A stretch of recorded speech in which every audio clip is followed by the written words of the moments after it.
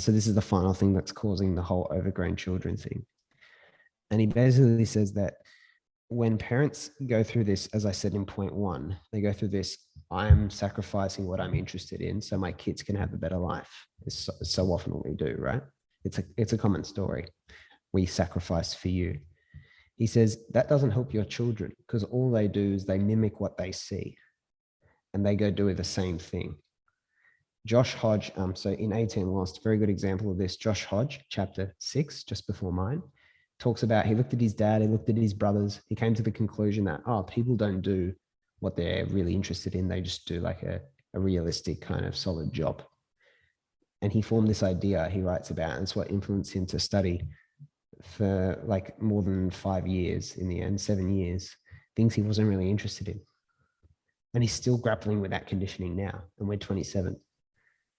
So Watts is like very spot on here. He goes, when you chase your interests and things you're passionate about, I know that can often be very generic kumbaya advice, but he goes, that's your children see that, then they adopt that. He goes, you should live for yourselves, not for your children, and unload the burden onto them to be fulfilled. You should do that, and by your example, your children will follow. But because people think the opposite way, that again propagates that effect of, then you get, that's why you get such large portions of the population not feeling motivated in what they do, because they inherit this expectation that you don't really get that true utility, how you feel about work. So that's 5 key factors, and obviously extends into the next 3 episodes, but it's very, very powerful stuff. Joe, just quickly. Yeah.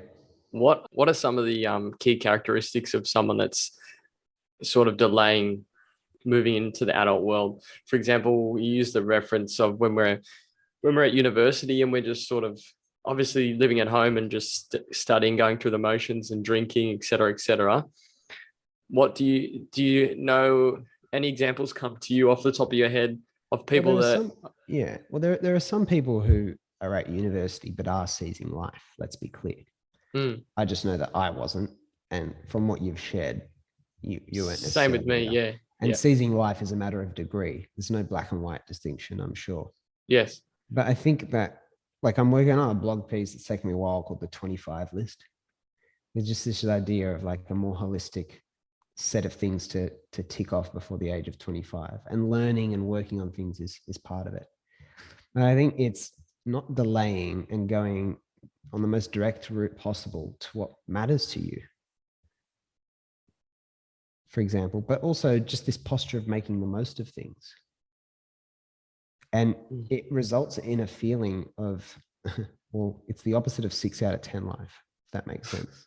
6 out of 10 life is probably the classic thing for someone who's in the West. And that's that I'm just existing. I'm just existing is existing.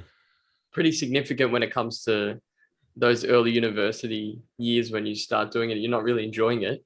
And then you sort of look to what everyone else is doing and you persist through it simply because, well, you either for myself at least, I hadn't really questioned what I was doing or where I was going, and you just live in that feeling of, it's almost like it's just a very dull feeling.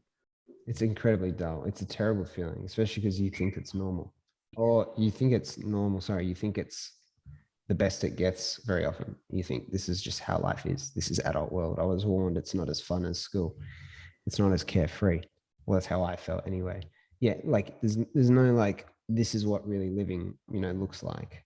Okay, obviously I feel like I'm really living now, but I don't know how helpful that is to people. I just think that you feel like what you're spending time on is meaningful.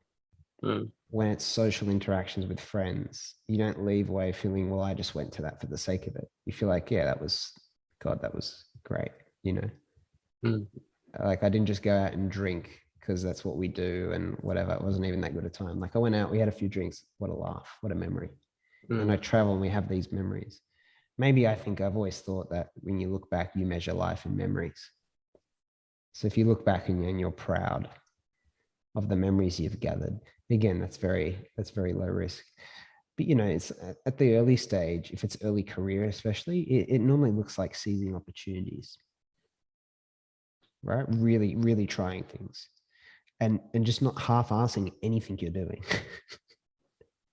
Yeah. Like trying a bunch of things, but not really half-assing them. Like trying a bunch of things, whether it's travel, whether it's work opportunities, whether it's projects, and because it will keep changing over time, right? So at the moment, I think it's pretty dumb if you're 18 to 25, you don't try your own sort of project, basic thing. I even stay away from the term side hustle, which seems like this thing you got to tick away at until it becomes your full time. I mean, something that opens up learning and discovery and flexes your abilities.